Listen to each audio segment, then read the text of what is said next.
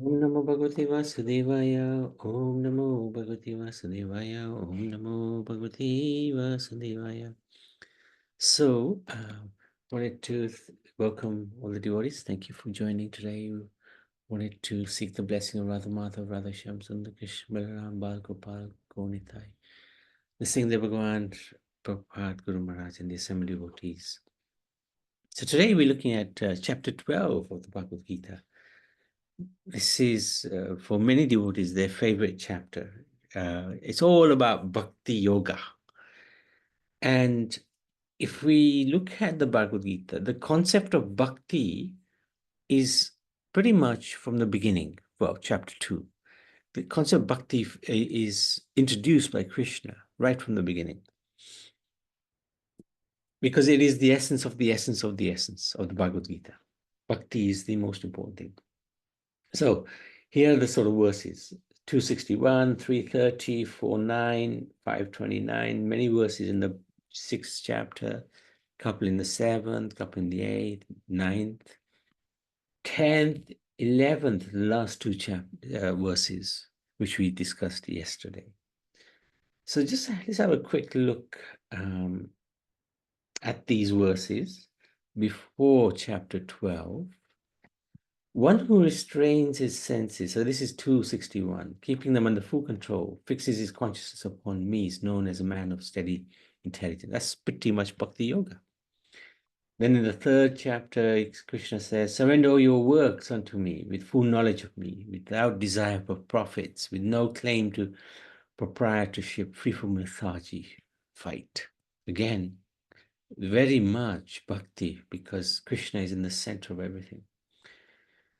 4.9, one who knows the transcendental nature of my appearance and activities does not upon leaving this body take his birth again in this material world, but attains my eternal abode.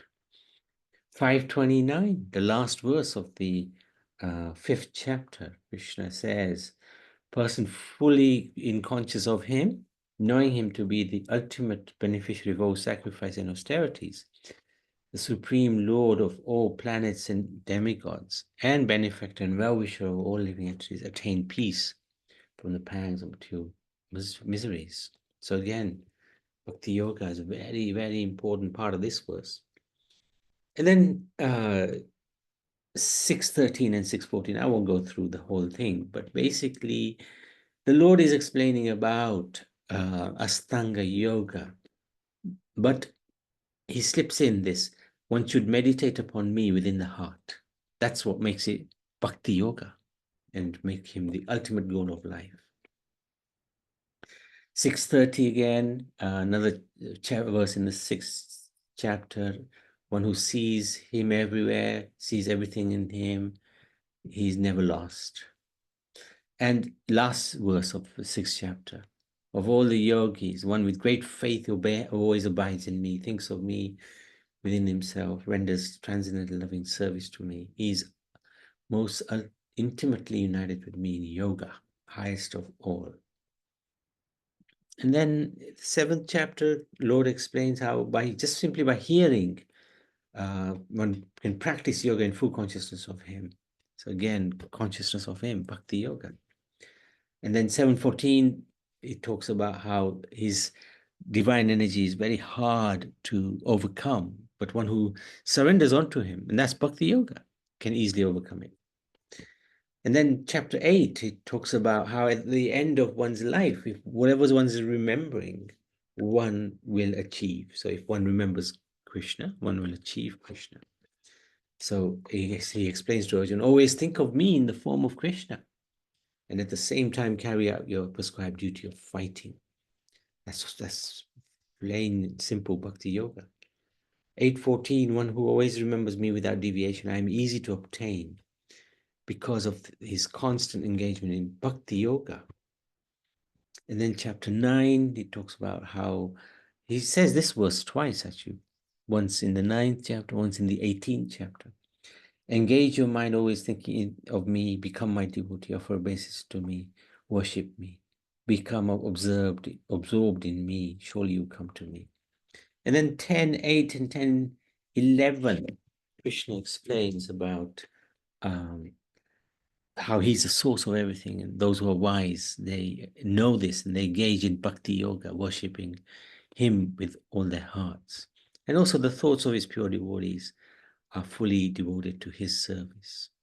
And they get a great satisfaction, blissful, enlightening one another about him. And then yesterday we saw these two verses at the end of chapter 11. Only by undivided devotional service can I be understood as I am, standing before you, and that can thus be directly seen.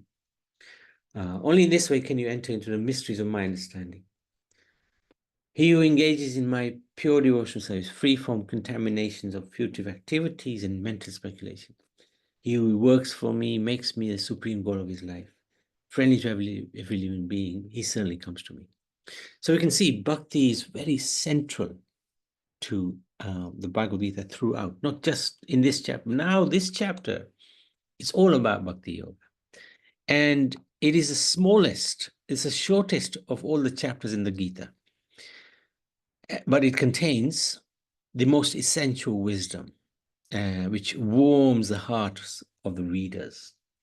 Entitled Bhakti Yoga Devotional Service, this chapter discusses the path of devotion, the stages one may undergo to achieve it, and the qualities of the devotee who perfects it. So we gain insight into the more cherished aspects of God's personality and the disposition of the devotee who is fully in love with him. So there are three themes in this chapter. Following on from the universal form, Arjuna asks Krishna whether it is better to worship his personal or impersonal form. And Krishna answers Arjuna very clearly that it is better to worship the personal form. Then Krishna gives various options as to how to reach the highest platform, and finally describes the qualities which endear him to the perfect devotee. So three really important themes. So let's make a start. Priyanjali, you want to read? Sure, Babaji. Arjuna inquired which are considered to be more perfect, those who are always properly engaged in your devotional service, or those who worship an impersonal Brahman, the unmanifested. The Supreme Personality of Godhead said, those who fix their minds on my personal form and are always engaged in worshipping me with great and transcendental faith are considered by me to be most perfect. But those who fully worship the unmanifested, that which lies beyond the perspection of all senses, the all-pervading, inconceivable, unchanging, fixed and immovable, the impersonal conception of the absolute truths by controlling the various senses and being equally dispersed to everyone. Such persons engage in the welfare of all at last achieve me. For those whose minds are attached to the unmanifested, impersonal feature of the Supreme, advancement is very troublesome. To make progress in that discipline is always difficult for those who are embodied. Thank you. There's a bit more. But those who worship me, giving up all the activities unto me, and being devoted to me without deviation, engaged in devotional service, and always meditating upon me, having fixed their minds upon me, O son of Pratha. For them I am swift deliverer from the ocean of birth and death. Very good. Very nicely read. Thank you so much, Priyanjali. So, Arjun, he asks a question. In response to a question by Arjun, Krishna again picks up the discussion of impersonalism. What is impersonalism? Believing that God has no form. That is an aspect of God, where he has no form. But that's not the ultimate reality of the absolute. That's part of it. So, and it seems like a recurring theme in the conversation. One might question why. Well, the essence of our being is to be happy. Anandamaya Bhyasa. And the essence of such happiness is experienced in loving relationships. If you're own and you're happy, it won't last because there's nobody to have a dialogue with, to have a relationship with. So this is the situation if where one believes that God has no form. Yes, there may be some happiness for some little time, but it doesn't last because the soul is always active. He wants an active relationship with somebody. For a relationship to exist, there must be a subject, object, and reciprocity. But impersonal notions of oneness kill all three and therefore cheat the individual of true happiness. Krishna explains that the personal approach to God through bhakti yoga, devotional service, is more practical in the immediate term and more fulfilling in the long term. While those who tread the impersonal path of spirituality undoubtedly receive spiritual merit, their progress is piecemeal and a great deal more troublesome. So we should learn that the worshipping the impersonal form, the light emanating from the Lord, is very difficult. And Krishna is very clear. He says it here. For those whose minds are attached to the unmanifested, impersonal feature of the Supreme, advancement is very troublesome. To make progress in that discipline is always difficult for those who are embodied. So we don't want to go down that route because we're very lucky. God has a form, very beautiful form, which we can relate to. How can you relate to some light or some nothingness or something that's not manifested? It's very hard. You can't have a relationship with that, with light. Light is just light. But light is still part of the Lord, but it is not the complete aspect of the absolute truth. So let's do a quick comparison between the impersonalists and the personalists. Impersonalists, they meditate on formless, no form to meditate on. Very difficult for us. Unmanifest is beyond the senses. They try to restrict the senses, which is very hard to just try to not see anything, not hear anything, not taste anything, not feel anything, not smell anything. How do you do it? Because we have those senses. Instead, it's better to engage those same senses in worshiping the Lord. By seeing the Lord, hearing about the Lord, smelling the flower that's offered to the Lord, tasting the food that's been offered to the Lord, touching the Lord by bathing him, etc. For the impersonalists, must understand the Brahman. That's actually what it is. The Brahman is this impersonal form of the Lord through Upanishads. And it's very hard because the Upanishads are very difficult to read. It's a long practice, making it difficult to take up bhakti. And it's very troublesome because there's no relationship with the Lord. And it depends on our own endeavor.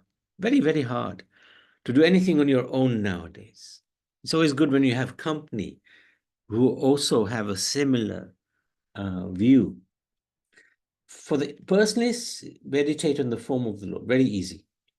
Use the senses to serve the Lord. Understand the Lord Krishna through bhakti. And it's very simple.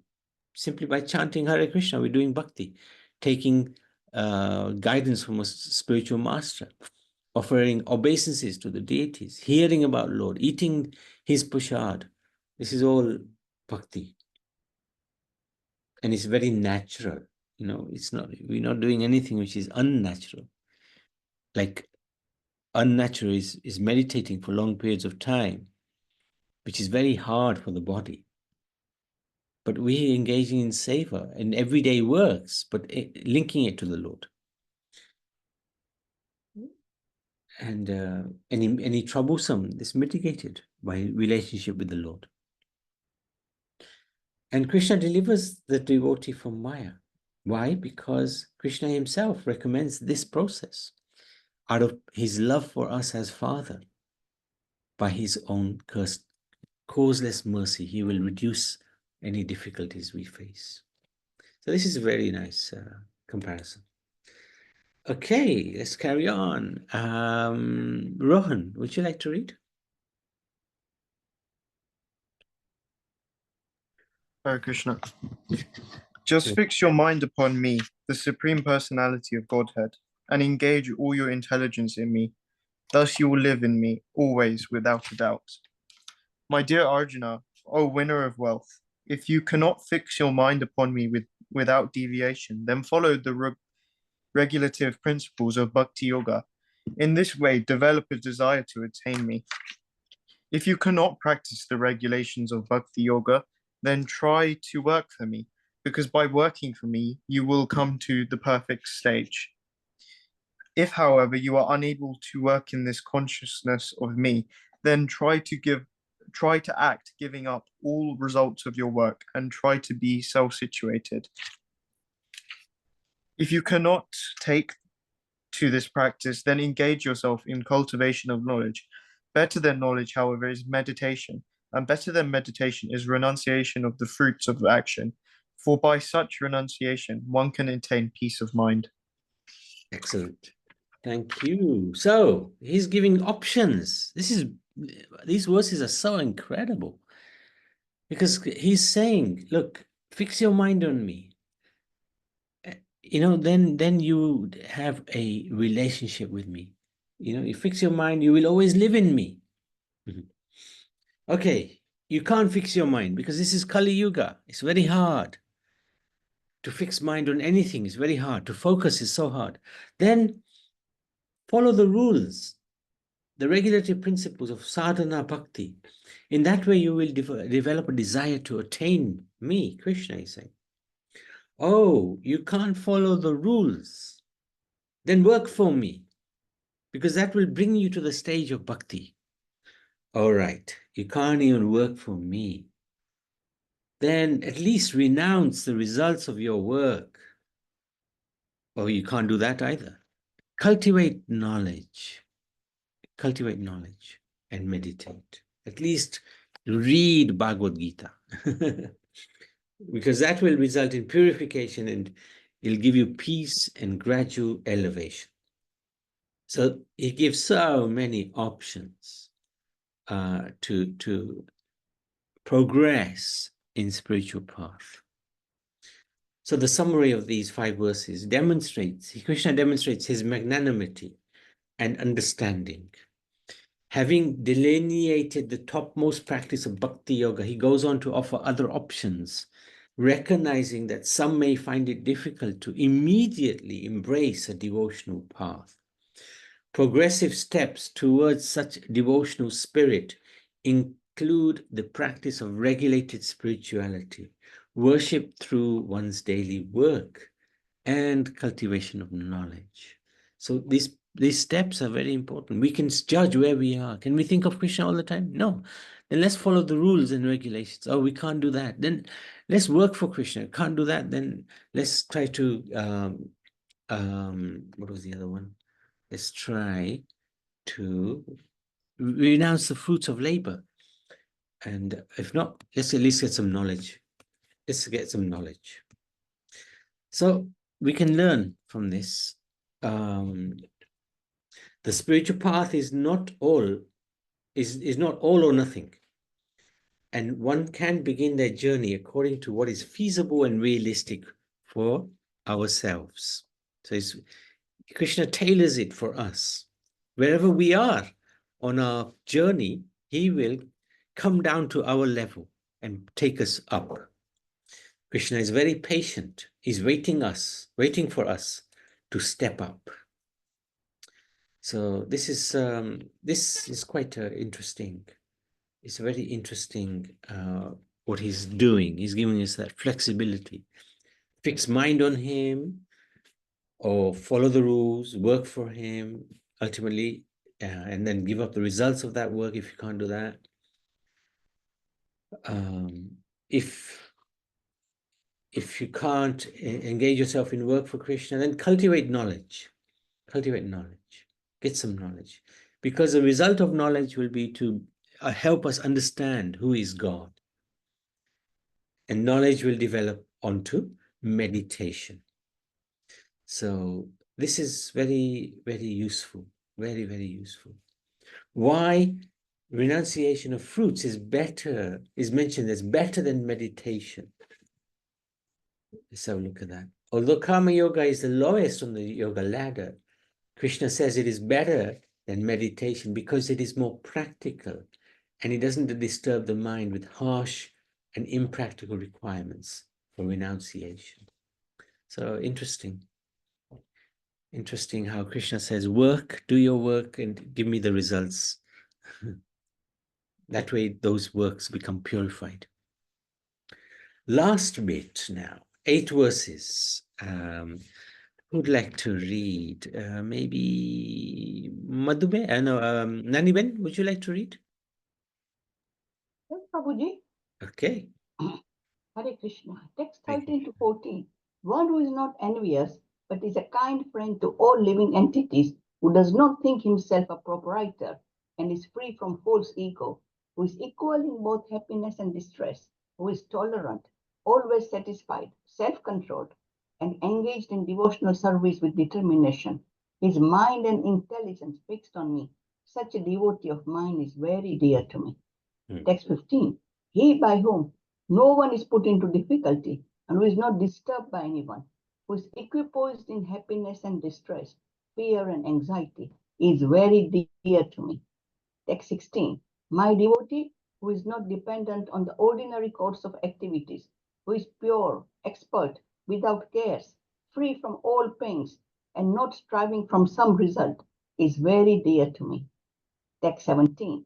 One who is neither rejoices nor grieves, who neither laments nor desires, and renounces both auspicious and inauspicious things, such a devotee is very dear to me. Text 18 to 19.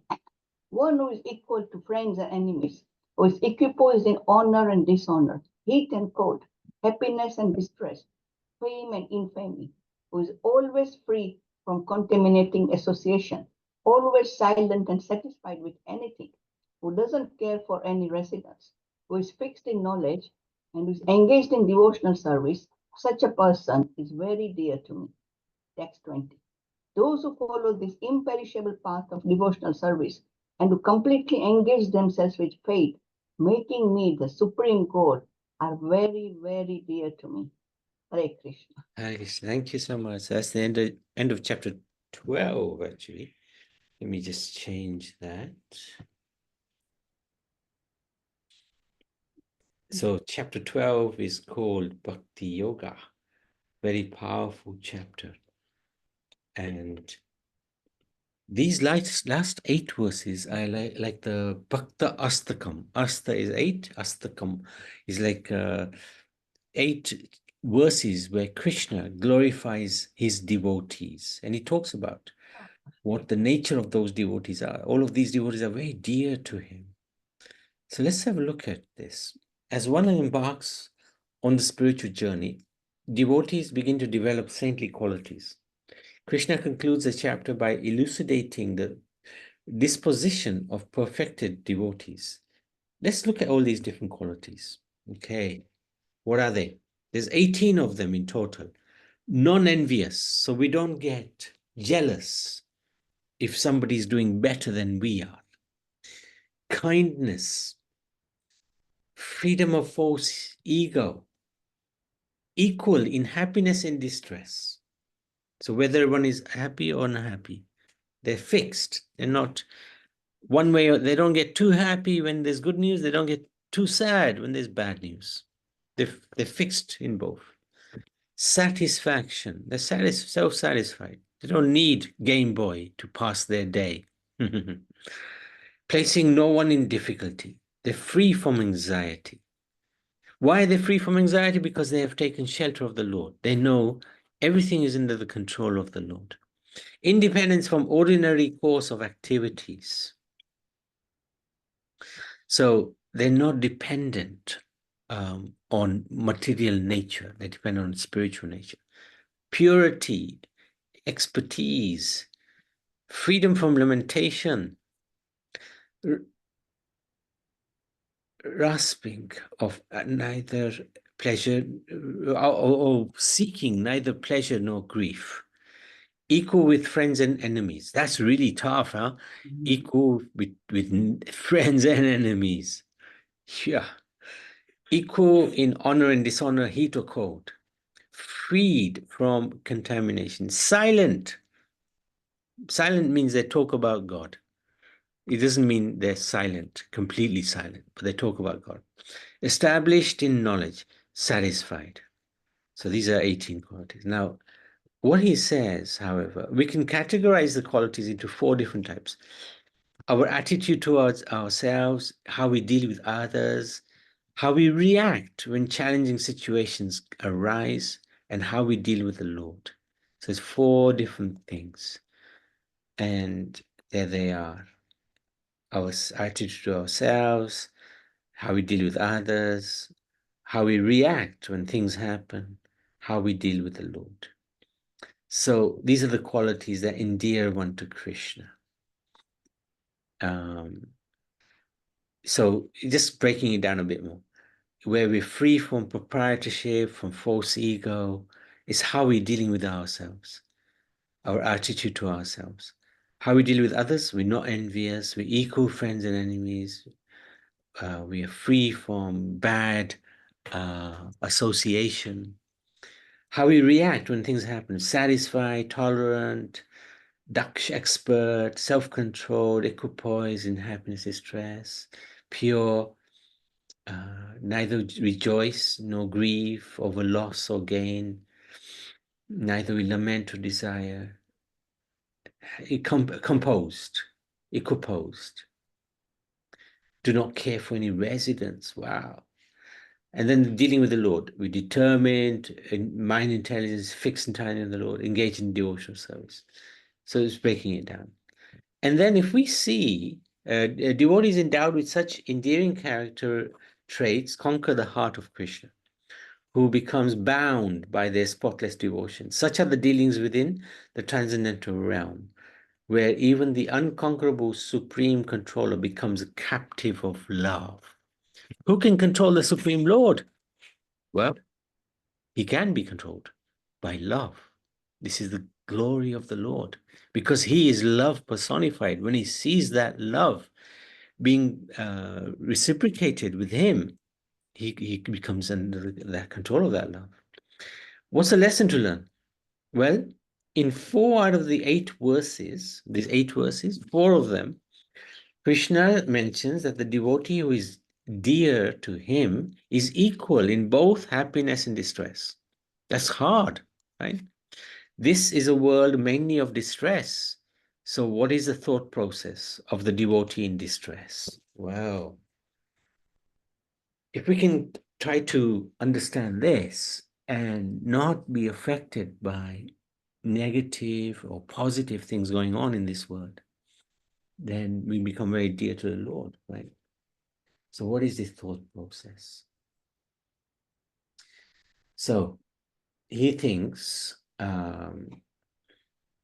this is a really amazing verse actually, from the Srimad Bhagavad Puran, which is a different scripture. It says, my dear Lord, one who earnestly waits for you to bestow your causeless mercy upon him, all the while patiently suffering the reactions of his past misdeeds, and offering you respectful obeisance with his heart, words, and body, is surely eligible for liberation, for it has become his rightful claim. So we are just waiting for the Lord to bestow his mercy. In the meantime, yes, the karma that we have incurred, we will get the reaction to it. We may suffer, we may enjoy. But all the time, we are remembering the Lord. We are just offering our obeisance to the Lord. Wonderful verse. So he thinks that the Lord's mercy is upon him. How this is Lord's mercy? He thinks, thanks to my past misdeeds, I should suffer far, far greater than I am actually suffering now. So when the devotee is going through difficulties, he's thinking, actually, the Lord has reduced my suffering. So this is Lord's mercy. By Lord's mercy, I'm not getting all the punishment I am due. The Lord has minimized my punishment. He thinks this person is acting as my enemy due to my own past misdeeds. So I should not be angry at the instrument of my karma. This actually brings one peace to a very peaceful situation, because even if something is happening which is against us, we're not worried about it. It doesn't mean we don't do anything about it. We do. But it doesn't mentally make an imbalance within us. What is the result of thinking this way? He's always calm, quiet, patient, despite many distressful conditions. Nor is he envious of anyone or disturbed by their behavior or become his enemy's enemy. And he becomes eligible for liberation. So this is very, very powerful. If we can get into this mental thought process, it will protect us from any difficulties in this world. This is why Bhagavad Gita is the most powerful scripture, because it teaches how to live in this world without being affected by the madness of this world. So let's stop there. Any questions? Any comments?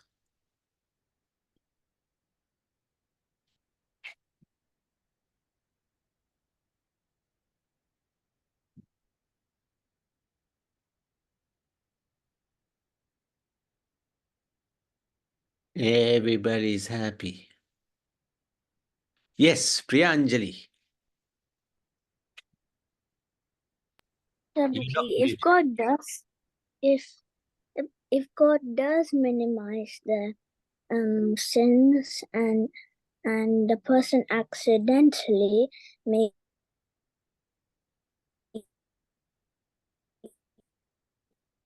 If God minimizes the sins and the person accidentally commits more sin, is that what you're saying? Can't hear you. sins way higher than it was last time, is it therefore they get sin for the We can't hear your question, actually. It's you're breaking up.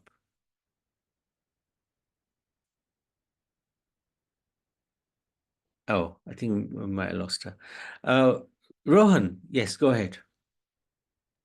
Hare Krishna. I was just wondering, so aren't those emotions healthy to sort of let out though? So if someone's suffering, shouldn't one be sad and not sort of bottle that up? Just I understand what Krishna is saying, but it's also a question of like, Will he explode one day? yeah, in a way. Yeah, I know what you mean. If we're angry and we just let off steam, get that anger out of us, we continue. That is one way to deal with it. But if that anger is in the mode of ignorance, it won't help us. But anger can be used in different ways. Like Hanuman, he was very angry, but he was angry in the service of Ram. And therefore, his anger was actually spiritual anger. So it depends on the circumstance. Absolutely. It depends on every situation is different. If something happens, say somebody close to us passes away, should we be indifferent? Should we, as you're saying, bottle up our sorrow? No, I don't think we should. I don't think that's not what the Lord is saying. The Lord is saying that you should be equipoised in sadness or happiness, but it doesn't mean you become heartless. Nowhere is he saying be heartless. If somebody close to us has left the body, we feel that pain, we will acknowledge that pain. We will acknowledge that person and his contribution to our life. But we won't let it get to us to such a point where we cannot function anymore. That's the point. If we allow that to happen, then that is not good for us, and it's not going to help us on the path of bhakti. So it's a middle road, it's a steady road. But yes, emotions are important, and emotions are important not to bottle up, because otherwise they may just build up, and then explode at some point. Better for us to be honest and truthful with ourselves and with others, but at the same time not get to a position where we become so disorientated that we cannot even do the most basic things. Does that make sense? So yeah, so it's basically he's telling us to control our emotions, not yeah, express them, but don't be consumed by them. Don't Is be that what you're saying? consumed by them. Yes. Okay, thank you. Very good. Very good. Yes. Yeah, nowhere does he say become heartless, for example, because we all are sensitive persons, and we do need to express our emotions. Very, very true. Very good. Good point, actually, Ron. Very nicely asked. Okay, Priyanjali is actually written it down. Let me just go through it. If God does reduce the sin of the person, but the person accidentally makes sin go higher than last time, so is it their fault, or did God want that to happen? No, God never wants us to sin. He never wants us to go away from him. Sin is basically going away from God. So if we do sin, it is our responsibility and we get the karma for it. So that's for sure. It is our responsibility. So if we've been forgiven and we do it again and it becomes even worse, then we are at fault, yes. But we can always improve. This is the beauty of God. He doesn't condemn us eternally. We will make mistakes again and again and again, but we try to improve ourselves, try to make less mistakes. Will they get a sin for doing that, even though it is accidentally? Accidental sins can be easily forgiven as long as we continue on this path of devotion. Yes. Krishna says that in the 9th chapter, we read it. I think it was text number 30, where he says, even if somebody's committed a really crazy sin, if they are properly fixed in their devotion to me, they will become righteous very quickly. So don't worry about accidental sins. Accidental sins can happen. So it is one step away from God, 100 steps away from God. No, not necessarily. As long as we're taking shelter of the Lord in every situation, even when we're a little bit crazy and we do some sin, but we're still taking shelter of the Lord, he will ultimately purify us from that behavior. It will take time, because remember, we've been in this world for a long time. We've been doing crazy things in this world for a very, very long time. And to stop suddenly and just do good things may not be very possible. So, okay.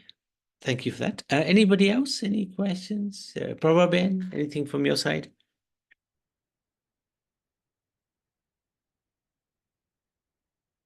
I've asked you if the sin is done innocently. I Ah. haven't spelled properly. Like in your childhood, which you knew that this was sin, then you realize you have done the sin. What happens then? Oh no, you just ask for forgiveness, because you're not doing that anymore. You did that out of ignorance. You're a child. You were little, and the Lord is very, very kind. He will forgive that. No problem. He will easily forgive that. Out of innocence, out of not knowing, out of some careless mistake. Lord is very forgiving. He will forgive those sins. He forgives the gravest of sins, let alone innocent sins. But if we keep making those mistakes again and again, then never again, never again. it becomes a little harder for the Lord to forgive.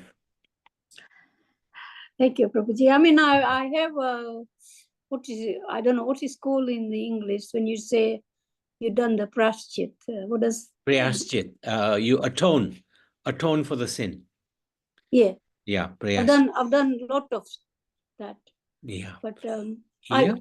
I've now I've forgotten, because that's the best way to do it, because there's no good keeping in that. No, It's you no can't good live. keeping in You your can't live mind, like in that. your brain. No, that's right. Then it keeps coming again and again. Yeah, that's a good point. That's a very good point, actually.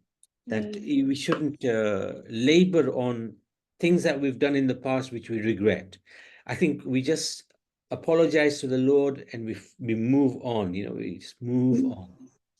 Otherwise, how are you going to live? You just live in regret all the time. Then there's no way to live. I have forgotten completely. But sometimes these things come, then I feel, my God, I've done it, but I can't help it now. No, but you've also did it innocently, whatever it was, and then you've asked for forgiveness. It's enough. No problem. Yeah, no problem. Thank you, Prabhuji. And it was very nice today's Bhakti Yoga. Do we? I'm not sure. Do we read Bhakti Yoga chapter when somebody's passed away? Or You not can. really? Yes, Bhakti Yoga is one, and also chapter 2. Chapter 2, text 10 to 30. 10 to 30. Those I've are heard it. When somebody's died, they read these chapters. That's right. Thank you, Prabhuji. And Priyanjani has said, if somebody dies and you hurt them before they die and you want to say sorry, does that mean you get a sin and there will be no way to absorb that sin? Ooh, see, it's always a little hard. When somebody has gone and you've hurt them and you haven't been able to say sorry, that's a little hard. It is a little hard, but we can still say sorry. And we can also ask the Lord, my dear Lord, this has happened. That person has gone. Please convey my apologies for my behavior to that person. I was wrong. And just that alone will help. The Lord will help. He will make it right. Nothing in this world is unforgivable. Nothing. We may have done millions and billions of sins in the past, but still, the Lord is very kindly today allowing us to remember Him, read His words, talk about Bhakti Yoga. But we must have done so many crazy things in the past. So nothing is unforgivable. He can forgive everything and anything. Is that okay, Priyanjali? Thank you. Thank you so much. Thank you very much. Okay, let's stop. Bhagavad Gita ki jai.